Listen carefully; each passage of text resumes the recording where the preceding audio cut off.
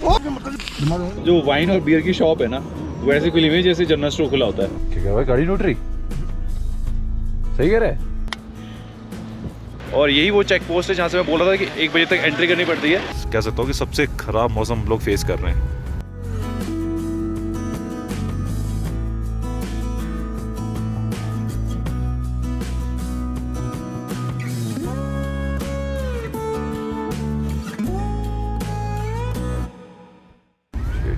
कुछ नहीं दिख रहा, कुछ भी नहीं वहाँ। Hey guys, good morning and welcome back to my channel. So another day in Himachal. तो अभी फिलहाल मैं हूँ सिशु, जो कि अटल टनल क्रॉस करने के बाद फर्स्ट प्लेस है जहाँ पे अच्छे खासे आपको स्टे के ऑप्शंस मिलते हैं। करीबन I think Atal tunnel cross करने के बाद 15 से 20 मिनट की ड्राइव है। फिलहाल अभी मैं हूँ जिस प्रॉपर्टी में हम लोगों ने स्टे किया था उसकी टेरेस पे, और देखने के लिए आया था कि कैसा लगता है ये सिसु विलेज। बट देखिए नहीं, बहुत ही ज्यादा सुंदर गांव है। अगर सामने की तरफ देखोगे ना, जो जितने भी माउंटेन्स है उसके ऊपर जो व्हाइट दिख रहा है आपको, वो स्नो है। बहुत ही खूबसूरत नजारा है। और ये एग्जैक्टली यहाँ पे देखो नदी बह रही है। आई एम नॉट श्योर ये कौन सी नदी है। उसी बगल में टेंट्स वगैरह का भी स्टे दिख रहा है मुझे। जब हम कल शाम को यहाँ पे आए थे तो बोटिंग वगैरह हो रही थी जहाँ पे हम लोग स्टे कर रहे हैं। उसके एग्जैक्टली नीचे यहाँ पे भी टेंट्स वगैरह के ऑप्शन है। बाकी अगर कोई वैसे प्लेसेस देखना चाहता है, होटल्स वगैरह या फिर नॉर्मल होम स्टे, यहाँ पे कुछ ऐसे ऑप्शंस हैं। जैसे सामने की तरफ है ये वाला जिसमें हम लोग स्टे कर रहे हैं, और इस तरफ भी देखो तो अच्छी खासी प्रॉपर्टीज़ हैं यहाँ पे। तो काफ़ी यहाँ पे बने हुए हैं प्रॉपर्टीज़ जहाँ पे स्टे के अच्छे ऑप्शंस हैं। आज हम लोग ले पहुँच के रहेंगे। जिस प्रॉपर्टी में हम लोगों ने स्टे किया था उसका नाम है त्रिवेणी। बहुत अच्छी प्रॉपर्टी है और रीजनेबल प्राइस है। वैसे इशू में ज़्यादातर वैसे बजट वाले ही हैं। एक आधी है जो थोड़ा हाई जाएगा आपको, 2000 से ऊपर प्राइसेस। और अदरवाइज जितने भी स्टे हैं यहाँ पे 800 से 1000 1500 तो जाते हैं। और पता मुझे क्या ऐसा लग रहा था, वहाँ से जो बर्फ पिघल रही है ना नीचे की तरफ, झरना सा बन रखा है, वो भी जम गया है। दोस्तों, अटल टनल क्रॉस करने के बाद लाहौल और स्पीति डिस्ट्रिक्ट स्टार्ट हो जाता है। लाहौल वैली और स्पीति वैली मिलकर लाहौल एंड स्पीति डिस्ट्रिक्ट बनाते हैं। अगर मैं बात करूँ शिशु, केलोंग, जिस्पा, धारचा और उसके बाद भी ये सभी गांव लाहौल वैली के अंदर आते हैं। और इन सभी गांव का जो मैं नाम ले रहा हूँ ये बहुत इंपॉर्टेंट है। उसके बारे में हम बात करेंगे जैसे जैसे वीडियो आगे बढ़ेगी। सिसु से 10 मिनट की ड्राइव पे हम लोग की जगह पे रुके हैं। मैं थोड़ा वॉक करते आगे आ गया, गाड़ी पीछे खड़ी है। बड़ा सुंदर सा नज़ारा है यहाँ तो। बस पहाड़ को देखते जाओ, कैमरा बंद ही मत करो, रिकॉर्ड करते जाओ। ऐसी कोई भी जगह नहीं है जहाँ पे ऐसा लग रहा हो कि यार नहीं, ये देखने लायक व्यू नहीं है।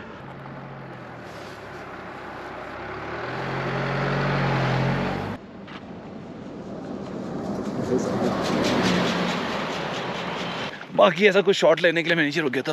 ओ, भागना नहीं है। हाँ, एक चीज़ और, अटल टनल क्रॉस करने के बाद में मैं थोड़ा सा ब्रीदिंग में हम लोग चीज़ नोटिस कर रहे हैं कि थोड़ी भी ऐसे एक्सरसाइज वगैरह हो रही है ना, जहाँ पे उठना बैठना पड़ रहा है या फिर थोड़ी रनिंग हो रही है या व्लॉगिंग में भी, तो बहुत जल्दी सांस फूल जा रही है। और फिलहाल अभी 10 बज रहे, हम लोग निकल रहे अराउंड 9:15। अभी फिलहाल हम लोग गए केलोंग। तो हम लोग केलोंग से कल वापस गए मनाली, और एक केलोंग की मार्केट है और यहाँ पे भी मुझे कुछ ऑप्शंस दिख रहे हैं। ज़्यादा ऑप्शंस नहीं है। लद्दाख जाते हुए लास्ट पेट्रोल पंप केलोंग में पड़ता है। तो अगर किसी को अपनी गाड़ी में पेट्रोल या डीजल डलवाना है तो यहीं से डलवाए, क्योंकि उसके बाद फिर लद्दाख जाते हुए आपको कहीं पर भी पेट्रोल पंप नहीं मिलेगा। सो गाइस, यहाँ से ना जिस्पा स्टार्ट हो गया है, और जिस्पा स्टार्ट होते ही हर जगह आप देखो स्टे के ऑप्शंस ही हैं। टेंट्स, होटल्स, रिजॉर्ट, तो दोनों तरफ यही दिख रहा है मेरे को। मुझे ऐसा लगा था कि शायद कि ज़्यादा ऑप्शंस नहीं मिलते होंगे अटल टनल क्रॉस करने के बाद। एक जो होंगे जैसे जिस्पा का हमने नाम सुना था, तो मुझे लगा सिर्फ ये एक जगह होगी और उसके आगे पीछे कुछ नहीं होगा। बट ऐसा कुछ नहीं है। जिस्पा तक अभी तक हमने ऐसे देखा कि बीच में बहुत ऐसे गाँव हैं और जहाँ पे अच्छे खासे स्टे के ऑप्शंस है। और व्यू तो यहाँ पे अल्टीमेट ही है। अभी तो फिलहाल लद्दाख स्टार्ट भी नहीं, अभी हिमाचल में ही है। एक चीज़ मैंने नोटिस की, जैसे अटल टनल के बाद एक अलग हिमाचल है और अटल टनल से पहले एक अलग ही हिमाचल देखने को मिलेगा आपको। तो अलग ही कल्चर उनका। तो गाइस, ये है धारचा, स्पीति एंड लाहौल डिस्ट्रिक्ट में आता है ये। और यही वो चेक पोस्ट है जहाँ से मैं बोल रहा था कि 1 बजे तक एंट्री करनी पड़ती है। तो अभी जस्ट हम लोगों ने पूछा यहाँ पे पुलिस से, मैंने कहा आगे भी कोई ऐसा पोस्ट है जहाँ पे 1 बजे तक एंट्री करनी पड़ेगी। उन्होंने बोला यही वो पोस्ट है जहाँ पे 1 बजे तक एंट्री करनी पड़ती है। तो बेसिकली यहाँ पे ना आपकी गाड़ी की एंट्री होती है एंड कितने पर्सन है उनकी इन्फॉर्मेशन लेते हैं। तो अब इस धारचा के बाद ना कोई ऐसा वो नहीं है, टाइमिंग की बाउंडेशन नहीं है कि ले जाने से पहले आपको रोक दिया जाएगा। सिर्फ ये धारचा जो है वो 1 बजे तक पहुँचना होगा। अगर आप ले की तरफ आ रहे हो ना, तो मेरा सजेशन यही रहेगा कि आप जिस्पा रुको, क्योंकि जिस्पा से ये वाला जो बॉर्डर है धारचा वो बहुत पास है। तो आप जिस्पा स्टे करके मॉर्निंग में निकलोगे तो आराम से मेरे ख्याल से आधे घंटे में आप क्रॉस कर सकते हो धारचा। धारचा क्रॉस करने के बाद तो फिर कोई बाउंडेशन नहीं है, तो आराम से आप कितने टाइम भी ले पहुंच जाओ। एक चीज़ मैंने और नोटिस करी, यहाँ पे जो वाइन और बियर की शॉप है ना, वो ऐसे खुली हुई है जैसे जनरल स्टोर खुला होता है। जनरल स्टोर भी इतना ज़्यादा नहीं जितनी वाइन और वो है।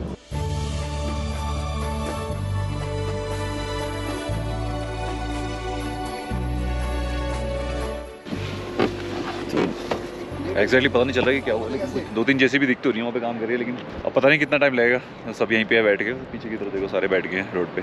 दारचा के बाद पूरे नेटवर्क जा चुके हैं, ना एयरटेल आ रहा है ना जियो।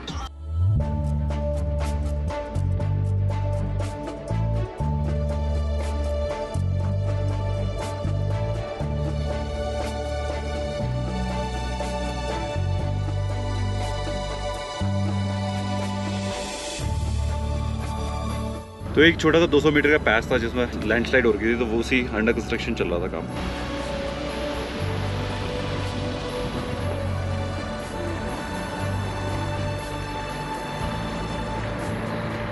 अब इसके बाद तो पहले की तरह एकदम स्मूथ रोड है, कोई अभी तक ऐसा लग नहीं रहा। अब आगे देखते हैं। मुझे मेन प्रॉब्लम वहाँ पे लग रही है जहाँ पे वाटर क्रॉसिंग आती है। जैसे ही हम लोग जिंगजिंग बार पहुंचे, रोड के दोनों तरफ हमें बर्फ देखने को मिली और इसी वजह से यहाँ पर काफी ठंडा मौसम हो जाता है। अब हमारी तरह कोई फर्स्ट टाइम यहाँ आ रहा है तो उसका मन करता ही है ऐसी जगह रुक के थोड़ी देर ऐसे नज़ारों को एंजॉय किया जाए। पर यकीन मानिए आगे वीडियो में इससे अभी बहुत कुछ ज्यादा है, इससे भी खूबसूरत नज़ारे और इससे भी ज्यादा स्नो। ये तो अभी शुरुआत है। अब यहाँ से लग रही है ठंड, एक तो धूप नहीं है, हवा भी बहुत तेज है यार। गैस बहुत तेज हवा चल रही है अभी इस टाइम पे, इतनी ज़्यादा ठंड है। इस पूरी वैली में ना धूप नहीं है कहीं पे भी। वहाँ जब हमने क्रॉस किया उस साइड थी धूप।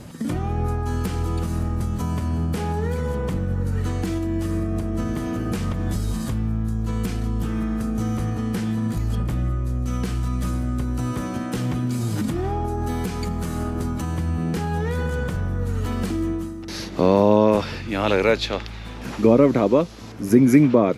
सो गाइस ये जगह है जिंगजिंग बार, बट यहाँ पे कोई बार नहीं है। इस जगह का नाम है जिंगजिंग बार और उसमें हमें एक मिला था गौरव ढाबा, जहाँ हम लोगों ने ब्रेकफास्ट तो क्या बोलूँ, मतलब ब्रेकफास्ट और लंच के बीच में था। बाकी यहाँ पे स्टे वगैरह का भी है, अगर कोई रात में फंस जाता है तो उनके पास ऐसी गद्दे वगैरह लगा रखे हैं। तो यही ऑप्शन मिलेंगे आपको यहाँ पे, ज़्यादा एक्सपेक्ट मत करना कोई आपको लग्जरी होटल रिजॉर्ट मिलेगा। तो ये सिर्फ इमरजेंसी के लिए, रात में अगर फंस जाते हो तो इस टाइप के आप शेल्टर ले सकते हो।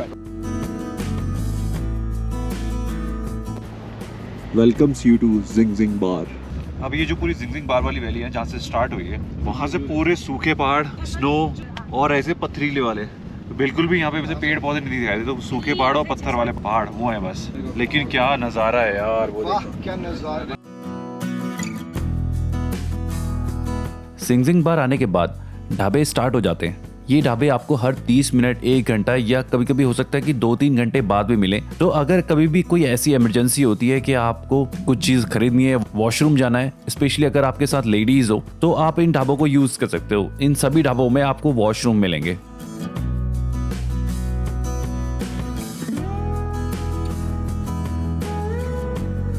जिंगजिंग बार के बाद आता है बारालाचा पास पॉइंट। लद्दाख जाते हुए बारालाचा पास उन जगहों में से एक है जहां पर आपको सबसे ज्यादा बर्फ देखने को मिलती है, इसलिए यहाँ का तापमान भी काफी ठंडा रहता है। इसे बारालाचा ला भी कहते हैं और सी लेवल से इसकी ऊंचाई करीबन 16,000 फीट है। बारालाचा पास एक टूरिस्ट डेस्टिनेशन के अलावा यहाँ पर स्पीति, लद्दाख, जांस्कार और लाहौल से आने वाले रास्ते बारालाचा पास में आके मिलते हैं। कहा जाता है पुराने समय में इस रास्ते को बिजनेस के लिए यूज किया जाता था।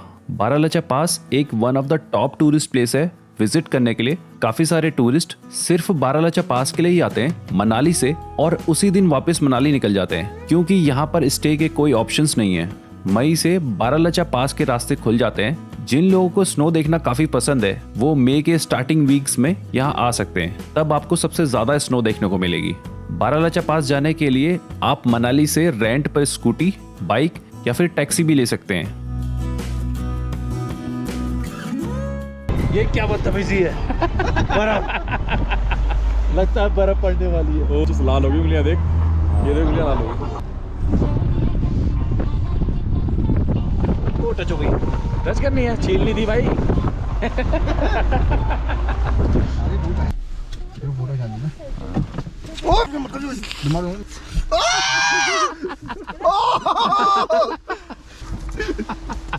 सांस फूल रही है। ठंडी हवाएं हमको बुलाए।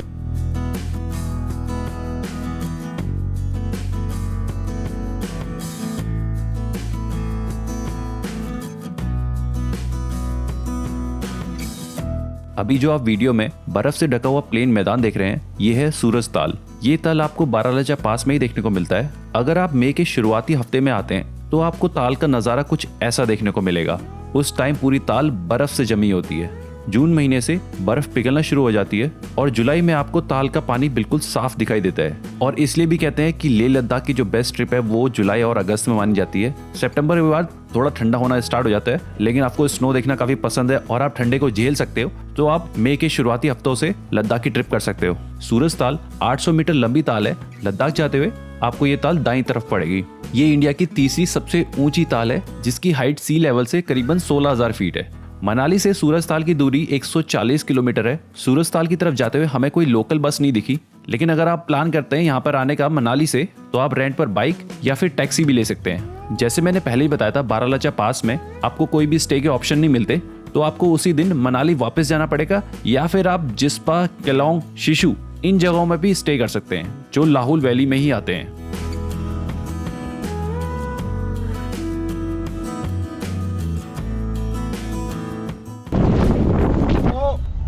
क्या कर रहा भाई? मैं क्या करूं भाई, तूने चीजें बोल रखे हैं टिकट पूरे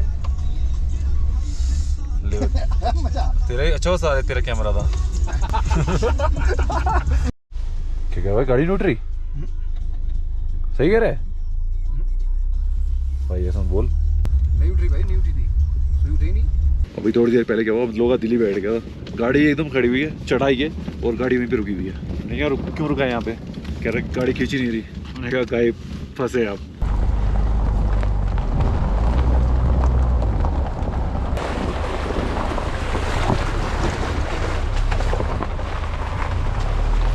ये वैसे रुके हैं या फिर क्या हुआ है? क्या हो भाई जी, कुछ आगे या वैसे रुके हो? बारालाचा पास है ये। अच्छा, ये लोग भाई यहीं के लिए हैं, ये मनाली से आए होंगे सारे। so guys, ये बारालाचा पास, काफी सारी गाड़ी खड़ी थी और ये सारी मनाली से आई हुई थी, तो हमें लगा पता नहीं क्या हो गया, शायद ये लोग क्यों खड़े हुए हैं, बट ये लोग, इनका जो डेस्टिनेशन था वो बारालाचा पे ही था। बारालाचा पास उन जगहों में से एक है जहाँ पर आपको ज्यादातर खराब रोड ही मिलती है और उसकी वजह भी यहाँ पर होने वाली स्नोफॉल। गर्मियों में इन्हीं बर्फ का पानी पिघलकर रोड पर आ जाता है और उसकी वजह से यहाँ पर पूरी रोड खराब हो जाती है। ऐसा सिर्फ यहीं पर नहीं होता, जहाँ पर भी आपको वाटर क्रॉसिंग देखने को मिलती है वहां पर रोड्स के यही हाल है। और अभी आप जो वीडियो में ये व्यू देख रहे हैं, देखने में तो बहुत खूबसूरत नज़ारा है, लेकिन मैं श्योर नहीं हूँ ये कोई लेक है, नदी या फिर ऐसी प्लेन मैदान है। अगर किसी को पता है तो प्लीज कमेंट सेक्शन में जरूर बताइएगा। स्नोफॉल हो रही है। अरे हाँ यार, उड़ के आ रही है रोड, तो तू देख रहा है। ओह, बहुत पतली पतली से स्नोफॉल हो रही है, बारिश नहीं है। दुनिया में लद्दाख ट्रिप इसलिए भी बहुत ज़्यादा फेमस है, यहाँ पर हर थोड़ी थोड़ी देर में आपको एक अलग ही नज़ारा, एक अलग ही वेदर देखने को मिलता है। जैसे कि अभी हम थे बारालाचा पास में, तो वहाँ पे हमें 6-6, 7-7 फीट की बर्फ देखने को मिली। वहीं बारालाचा पास क्रॉस करते ही हमें ये दिखा बंजर ज़मीन और रेतीले पहाड़। लद्दाख ट्रिप करते हुए आपको कई बार रास्ते के दोनों तरफ टेंट्स या घर जैसे दिखाई देंगे, बट आप कंफ्यूज ना हो, ये आर्मी एरिया है। इसलिए इस व्लॉग में जहाँ पर भी स्टे के ऑप्शंस हैं मैं आपको बताता रहूँगा। अगर आप ये ट्रिप कर रहे हैं, आप भी इनमें से कोई जगह चुन सकते हैं जहाँ पे स्टे या रेस्ट करना चाहते हो। जिंगजिंग बार के बाद जो आपको स्टे का ऑप्शन मिलता है वो सरचू ही है। बारालाचा पास के बाद हमारी जो नेक्स्ट लोकेशन थी वो है सरचू, जो कि बारालाचा पास से 32 किलोमीटर दूर है। सरचू लद्दाख और हिमाचल के बॉर्डर में है, जहाँ पर आपको एक और चेक पोस्ट मिलता है। यहाँ पर आपको अपनी गाड़ी का नंबर और कितने लोग हैं रजिस्टर करवाना पड़ता है। So this is सरचू पास। तो यहाँ पे एक और चेक पोस्ट है। अभी तक तो ऐसा कुछ ब्रीथिंग का लग नहीं रहा था। जैसे सरचू के पास पहुंचे, जैसे सरचू पहुंचे हैं, थोड़ा सा ऐसा ब्रीथिंग का लग रहा है, मुझे इतना नहीं लग रहा। बाकी अमित और जीतू को ज़्यादा फील हो रहा है। मारो मुक्का। सरचू एक वन ऑफ द डेस्टिनेशन है जहाँ पे काफी सारे टूरिस्ट स्टे करते हैं, रेस्ट करते हैं। भाई थोड़ा सा फिजिकल वर्क हो रहा है, सांस फूल जा रही है। यहाँ पे तो बहुत रुकते हैं भाई, ये लाइन से सरचू पास पे तो यहाँ पे स्टे रहते हैं, हॉल्ट रहते ही रहते हैं यहाँ पे लोगों का। जिंगजिंग बार में भी मिलेगा, लेकिन जिंगजिंग बार में ज़्यादा ऑप्शंस नहीं है। सरचू में लाइन से लगे हुए जैसे आप चेक पोस्ट पे पहुंचोगे। सरचू में थोड़ी देर रुकने के बाद हम लोगों ने वापस अपनी जर्नी को कंटिन्यू किया। वो ऑक्सीजन लेने में थोड़ा बहुत प्रॉब्लम तो हो ही रहा है यहाँ पे, लेकिन साथ इतनी ठंडी हवा है ना यहाँ पे कि बार बार वॉशरूम जाना पड़ रहा है। पानी ये आपको दिख रहा है नदी की साइड में, मतलब बीच में नदी है। ये जो देखो आई थिंक पानी से कटे हुए आर्किटेक्चर बना हुआ है, इतना सुंदर लग रहा है, ऐसा लग रहा है कि पुराने ज़माने में बनाया गया हो और वो अभी तक ऐसे की ऐसे ही है।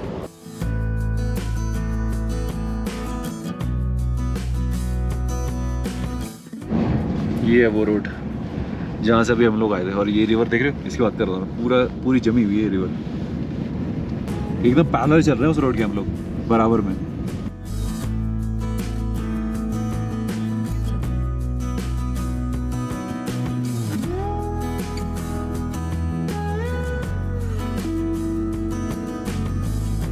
सरचू के बाद हमारी नेक्स्ट डेस्टिनेशन थी पैंग, जो कि सरचू से 80 किलोमीटर दूर है। सरचू की तरह यहाँ पर भी आपको काफ़ी ऑप्शंस मिलते हैं जहाँ पर आप खाना खा सकते हो और स्टे भी कर सकते हो। अभी तक लद्दाख की जर्नी में हमें इतना खराब रास्ता नहीं मिला जितना सरचू से पैंग का है। आपको यहाँ पे काफ़ी ऑफ रोडिंग देखने को मिलेगी, इसलिए अगर आप अपनी कार या बाइक लेके आ रहे हैं तो यहाँ पे काफ़ी ध्यान से ड्राइव करें।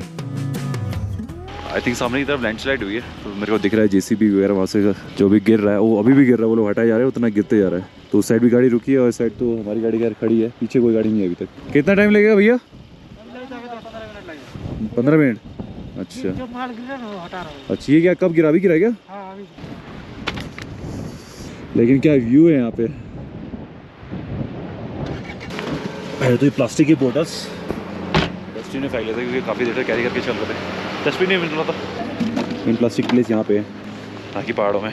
हम लोग पैंग में अभी 5 बजने वाले हैं, 5 ऑलमोस्ट बज ही गए हैं। 5 से 6 शॉप्स हैं यहाँ पे, रेस्टोरेंट है, और उस साइड भी ऐसे ही करके खुला हुआ है। ले पहुँचते पहुँचते अंधेरे हो जाएगा, तो हम लोग सोच रहे कुछ खा लेते हैं यहाँ से, क्योंकि उसके बाद फिर कहीं रुकना नहीं, सीधे गाड़ी पकड़ेंगे ले के लिए।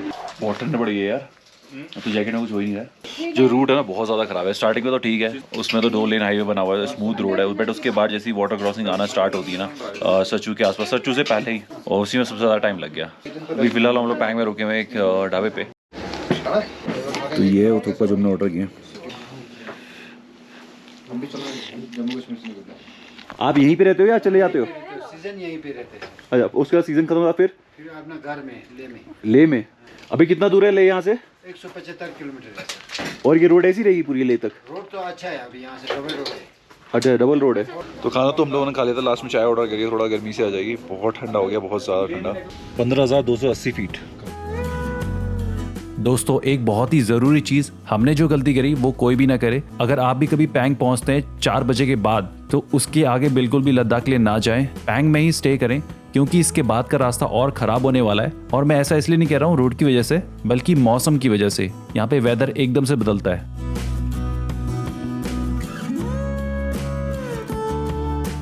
अब जैसे अंधेरा होता जा रहा है, फॉग भी बनती जा रही है, तो सामने की तरफ पहाड़ों में दिख रहा है काफ़ी धुंध है। पैंग से लगभग 1 घंटे की ड्राइव के बाद हम पहुंचे द फेमस मोरे प्लेन्स। अगर अभी तक आपने लद्दाख ट्रिप का बेस्ट पार्ट नहीं देखा, तो ये है वो जगह जहां पर आप लद्दाख ट्रिप को ड्राइव करते हुए सबसे ज़्यादा एंजॉय करोगे। बड़े प्लेन मैदान और उसमें लद्दाख की तरफ जाती ये सीधी रोड, और चारों तरफ से इन मैदानों को घेरते हुए ये ऊंचे पहाड़, जिसकी वजह से दुनिया का सबसे खूबसूरत और अद्भुत नज़ारा आपको देखने को मिलेगा।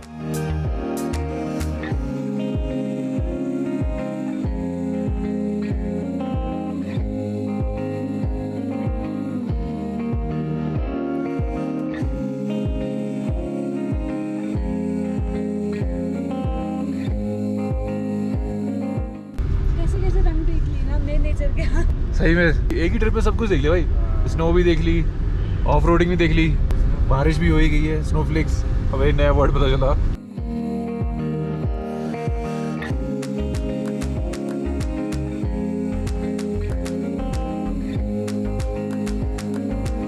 एक चीज़ नोटिस कर रहा है, यहाँ पे इतना कम टेम्परेचर, लेकिन किसी भी माउंटेन्स में स्नो नहीं है। ठीक है, टेम्परेचर यहाँ पे इतना जबकि कम है।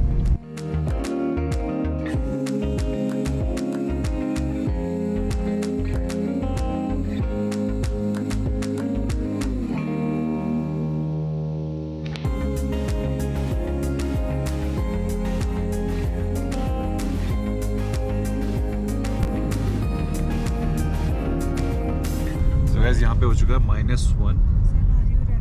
हाँ सर, भारी हो रहा है क्योंकि ऑक्सीजन की कमी हो रही है। मेरे को भी थोड़ा फील हो रहा है, जैसे ज़्यादा बोल रहा हूँ ना जब, तो ऐसा लग रहा है थोड़ा हाफ रहा हूँ। आई एम श्योर कि आपको कैमरा में दिख रहा नहीं दिख रहा होगा, बट स्नो फ्लेक्स उड़ के आ रही है।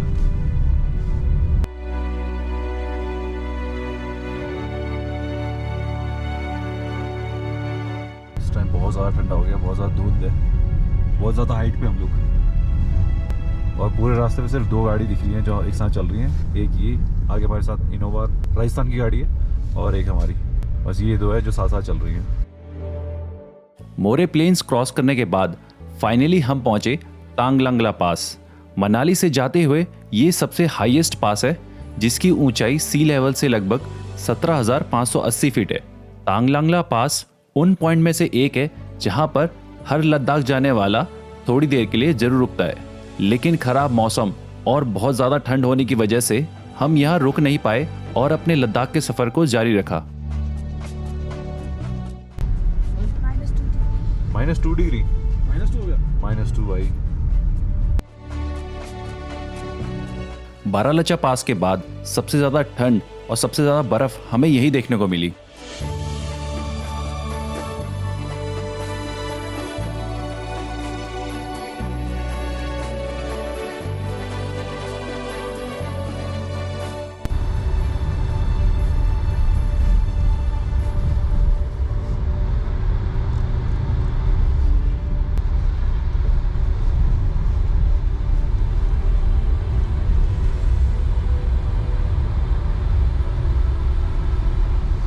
ऐसा भयंकर मौसम हो गया ना इस टाइम पे, स्नोफॉल हो गई है और इतना ठंडा हो गया कि वाइपर पे देखो बर्फ जम गई है, इसलिए हम लोगों ने ब्लोअर चला दिया है।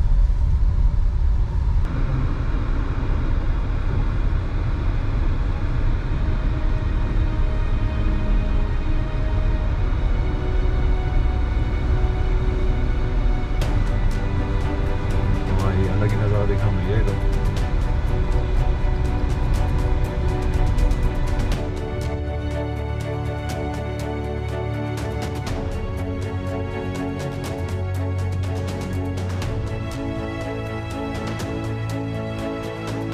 दोस्तों यहाँ पर इतनी ज्यादा स्नो थी, हमें तो वो पत्थर और मिट्टी वाले पहाड़ दिख ही नहीं रहे थे। जिस तरफ भी नजर घुमाते थे सिर्फ स्नो ही स्नो देखने को मिलती थी। लद्दाख की तरफ जाते हुए अभी तक का सबसे ठंडा वेदर फेस किया हमने। यहाँ पर इतनी ज्यादा स्नो थी, लग रहा था जैसे सालों से यहाँ धूप ही नहीं आई। लेकिन ये तो बस शुरुआत थी, हमारे लिए इससे भी कुछ बुरा इंतजार कर रहा था।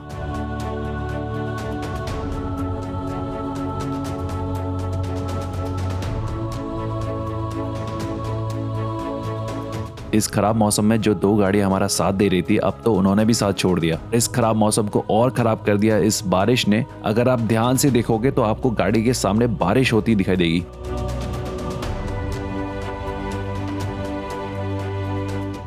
कुछ नहीं दिख रहा, कुछ भी नहीं सामने।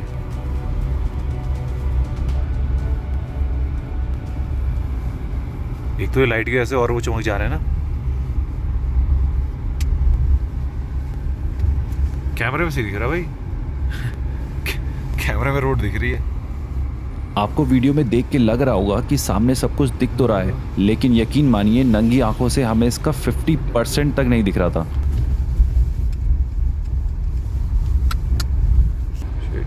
कुछ नहीं दिख रहा, कुछ भी नहीं। वहाँ कुछ ट्रक, आई थिंक ट्रक है वो, शायद ट्रक की लाइट दिख रही है बस। इस ट्रिप का अभी तक कह सकता हूँ कि सबसे ख़राब मौसम हम लोग फेस कर रहे हैं। मतलब बारिश है लेकिन बर्फ़ की तरह गिर रही है, विजिबिलिटी ब्लॉक कर रही है, क्योंकि जैसे कार की लाइट का थ्रो जा रहा है ना, तो ये सारे जो स्नोफ्लेक्स टाइप के हैं वो एकदम चमक जा रहे हैं। भाई तो सारे रुक गए।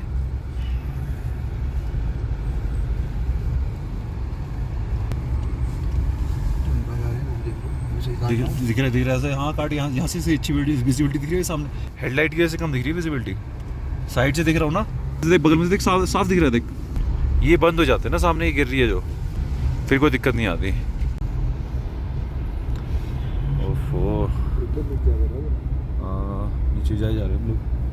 नीचे ही आ गए, हाँ एकदम नीचे आ गए। 0 डिग्री है, हाँ 0 आ गया, -3 तक गया था मैक्सिमम। कुछ ज़्यादा ही बढ़ रहा है भाई यहाँ तो। अभी तक इस लद्दाख ट्रिप में हमने अगर कहीं डर फेस किया तो वो यही पल था। हमने सोचा कि शायद हेडलाइट ऑफ करके हमें कुछ हेल्प मिल जाए, बट ऐसा खास कुछ हेल्प हुई नहीं। विजिबिलिटी वैसी की वैसी थी ऑफ एंड ऑन करने के बाद भी। मेरे को भी यार, मेरा मौसम देख के मैं ना ब्लॉक कर यार। अब जाके ऐसे दिखा है कि हाँ लोग हैं यहाँ पे। कौन सी जगह होगी? रोमसे। अब लग रहा है यहाँ से कुछ है, घर वगैरह, लोग रह रहे हैं। अदरवाइज पीछे तो ऐसे खंडर है, कोई आपको ना इंसान दिखा देगा ना कोई जानवर। ओ फाइनली कारू जगह है ये। ओए ओबे भाई साहब, पापा जी आ गए तुम्हारे। कुछ है भाई खाने के लिए? ओए ओए ओए तो मस्ती करने लगे भाई। भाई कार्ड लेते हो कार्ड? ये पीछे कोई दुकान है क्या? वोडाफोन यहाँ है ही नहीं। इसको वापस भेज। एक ही पोस्ट पेड कनेक्शन था हमारे पास, वो भी वोडाफोन। BSNL भी तो है तेरे पास? पोस्ट प्रीपेड है? अच्छा प्रीपेड है। सिम मिल जाएगा भैया यहाँ पे? अब मिल जाएगा। अच्छा तो वो सिम जो लेते हैं वो यहीं चलेगा, बाहर दिल्ली में भी चल सकता है? चलेगा ना, पोस्ट बनेगा तो वहाँ चलेगा। प्रीपेड यहाँ का प्रीपेड तो यहाँ का यहीं चलेगा ना। अच्छा तो हम लोग मनाली में लगे तो लास्ट पेट्रोल पंप जो हमें दिखा था वो दिखा था केलोंग में, और उसके बाद कोई पेट्रोल पंप नहीं है। तो ये एक चीज़ बड़ी ख़राब है यार इस रूट में ना, कि बीच में केलोंग के बाद कोई, और बहुत लंबा रूट है, वो बहुत लंबा स्ट्रेच है। तो कोई भी अगर आ रहा है तो मेक श्योर कि आप अपना केलोंग से ना टैंक फुल करा लेना, अदरवाइज उसके बाद फिर से कारू में मिलेगा। और ये बहुत ज़्यादा किलोमीटर का है, नो डाउट रूट बहुत अच्छा है ये। और बीच में कुछ पैच आते हैं बट उस पर अभी काम चल रहा है, आने वाले सालों में वो भी रूट बहुत अच्छा हो जाएगा। कारू से गाड़ी का टैंक फुल करवाने के बाद हम लोग निकल पड़े ले की तरफ, जो कारू से 34 किलोमीटर आगे है। हम लोग अभी इस टाइम ले में, और हम लोगों ने यहाँ पे होटल बुक करा दिया। ज़्यादा लेट हो गए थे तो ले मार्केट में हम लोगों को एक मिल गया था होटल, ठीक ठाक है, डिसेंट था। बट प्रॉब्लम यहाँ पे पता क्या हो रही है कि एक तो यहाँ पे हमारे पास प्रीपेड कनेक्शन सारे, सिर्फ एक पोस्ट पेड कनेक्शन था जो अमित के पास था वोडाफोन का, और वोडाफोन के यहाँ पे कोई बिल्कुल भी नेटवर्क नहीं है। तो गाइस अगर आपके पास पोस्ट पेड वोडाफोन है तो यकीन मानो उसका होना ना होना बेकार है, क्योंकि मनाली से ही वो नेटवर्क नहीं आते वोडाफोन के। बाकी अगर आपके पास एयरटेल है, जियो है, BSNL है, ये सब चलता है, लेकिन इसके होना चाहिए पोस्ट पेड कनेक्शन। हम लोग लेट हो गए थे, शॉप्स वगैरह बंद हो गई थी, तो इसलिए हम लोग न्यू सिम नहीं ले पाए। अगले दिन सुबह मार्केट खुलती है तो हम लोग एक नई सिम ले लेंगे। तो आई होप गाइस आपको आज का ब्लॉग पसंद आया प्लीज़ वीडियो जरूर लाइक कर देना, चैनल में नए हो सब्सक्राइब करो and hit the bell icon also. बाकी अपने जो एडवेंचरस ट्रिप थी पसंद आए तो प्लीज़ वीडियो जरूर लाइक कर देना। मिलते हैं नए ब्लॉग में, तब तक के लिए बाय गाइस।